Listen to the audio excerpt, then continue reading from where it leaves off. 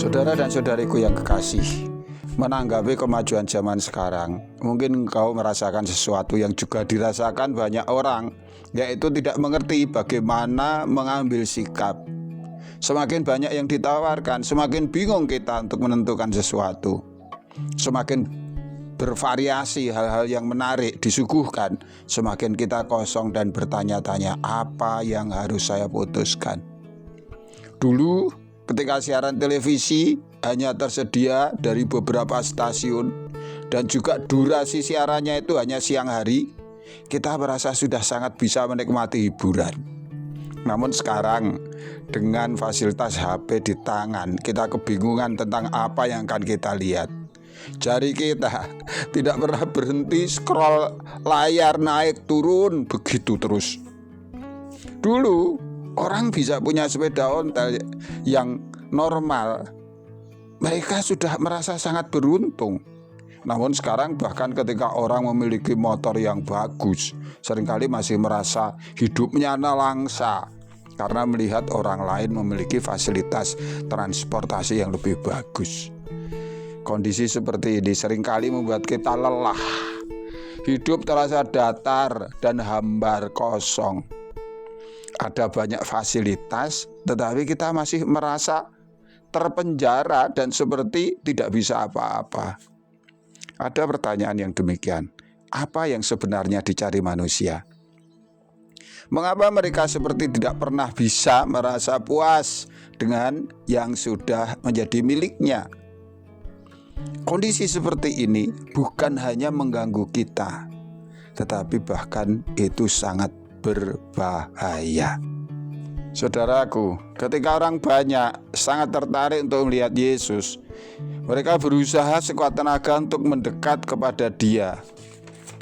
Namun bahkan seorang rasul Yesus yang setiap hari bisa mengalami Tuhan, yaitu Petrus, juga masih bertanya tentang apa upah mereka mengikut Tuhan.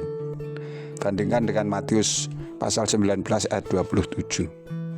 Dan juga, ingatkah engkau tentang asal-usul iblis? Bukankah awalnya iblis itu adalah malaikat Allah yang hidup dalam kemuliaan bersama Tuhan? Ia tidak kekurangan apa-apa. Namun karunia Allah yang besar ini ternyata tidak bisa membendung nafsu serakah yang kemudian membuat iblis berontak melawan Allah. Dan akhirnya apa? Ia terusir dari surga. Bandingkan dengan Yesaya 14 ayat 12 dan juga 2 Petrus pasal 2 ayat 4.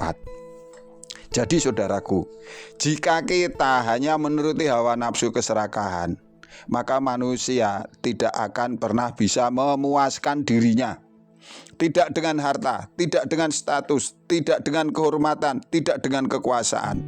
Semakin engkau mengejarnya, maka engkau akan semakin merasa miskin dan berkekurangan. Engkau akan kelelahan dan akhirnya berputus asa. Jadi, baiklah mari kita ingat akan apa yang Tuhan sediakan untuk kita.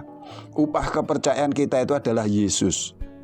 Tidak ada yang lebih besar dari hal itu. Yesus dengan kasih-Nya, Yesus dengan kemurahan-Nya, Yesus dengan damai sejahtera dan keselamatan. Mulai sekarang, hidupmu tidak harus terus berlari. Ambillah jeda, berhentilah sejenak. Carilah saat teduh bersama Tuhan setiap hari, dengan merenungkan firman-Nya, dengan mengucap syukur, dengan berdoa.